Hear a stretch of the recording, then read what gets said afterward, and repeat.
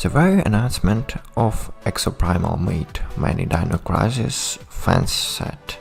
Instead of a new part of the famous action game about red-haired girls and French dinosaurs, Capcom decided to make a cooperative shooter. Disappointments increased a handfold when the game turned out to be a donation dump. The plot begins in the not-so-distant today, 2043, where the measured life of people satisfied with the benefit of high technology was suddenly disrupted by hordes of dinosaurs. They began to pour out of space-time portals to fight the bloodthirsty reptiles, who prefer human flesh. The corporation Ibis formed squads of elite warriors in exosuits. Our glorious protagonist, nicknamed Ace, was also assigned to one such squad of humanity surveyors. During a patrol mission, the aircraft of the main character crashed on the mysterious island of Bikitoa.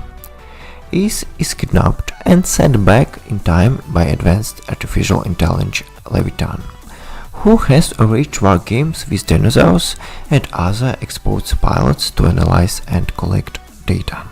As the plot develops, it will become clear that Leviathan is not only for analyzing complex information.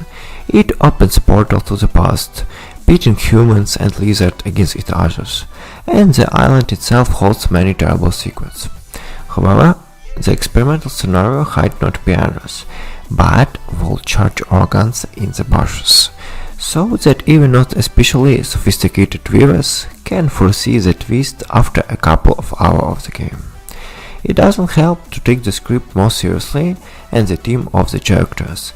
The lack of depth and elaboration of it the authors try to compromise their caricature.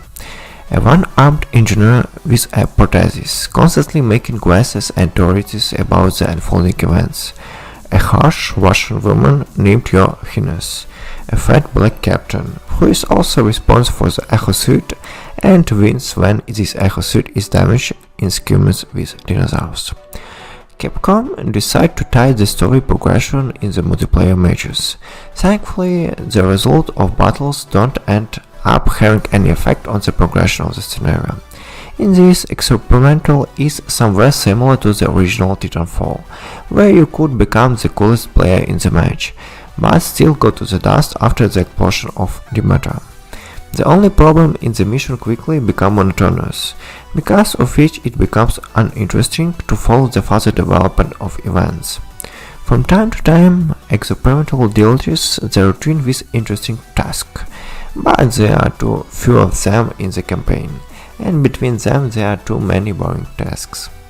At the heart of Exoprimal is a monotonous and lightly grind. Each exosuit and improvements for it have to be bought and upgraded separately, and some abilities are particularly useless, and it's not clear why they are in the game in principle. Take the same model that speed up your generation for a second and a half. Why? Anyone don't know. This 1.5 second doesn't solve anything when a horde of raptors is attacking from the front, and you can't retreat back because of the attacking Triceratops. Each of the present exosuits falls into three categories: tank, healer, and stormtrooper. And Exoprimal makes you play in a team and have at least one exoskeleton from each category. Otherwise, the first group of dinosaurs will tear, say, a group of stormtroopers to shreds. The main class is the healer or support. Each exoskeleton from each category has huge impact on the outcome of the match, causing confusion in the enemy rank and trying to keep your comrades on the field. Exoprimal strength is PvE, and it's immediately apparent that the developers' effort were focused on this mode, with PvP being added in the last minute. Fighting dinosaurs is fun if you play as a solid team, but when the exosuits of other players appears in the arena, the bacchanalia start to happen on the screen. You can of course play only P2P missions, but then the project will be bored even faster because the number of such tasks is very limited.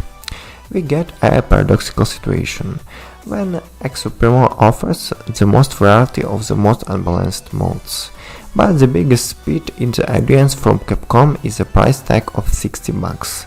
Even paying that much for multiplayer, players will have to unlock some of the strongest exoskeletons and abilities or pay extra for the Hit Start set. It provides a real adventure in the game. That not to mention a combat pass with a ton of useful cosmetic items like stickers that you can't even really see on the exoskeletons. Yes, Exoprimal in the Game Pass is an even popular, but it's a temporary success that Capcom is unlikely to build on. The game needs to be supplied with new content in the form of maps and modes, as well as rework the balance in the competitive modes. Exoprimal has an interesting idea and an addictive gameplay loop inside, but you can see it behind the monotonous maps, grind and primitive story. Capcom should have made Exoprimal constantly free to play. It's unlikely that the company is suffering financially and had to accept Microsoft's offer to put shooter on Game Pass to recoup the investment and sell the project for $60. So to sum up, the whole pros of the game is visually the engine does a good job, an addictive gameplay loop, interesting gameplay, you can play as a team of dinosaurs, just not for long. Contra, silly plot, and modest set of maps and modes, price and grind.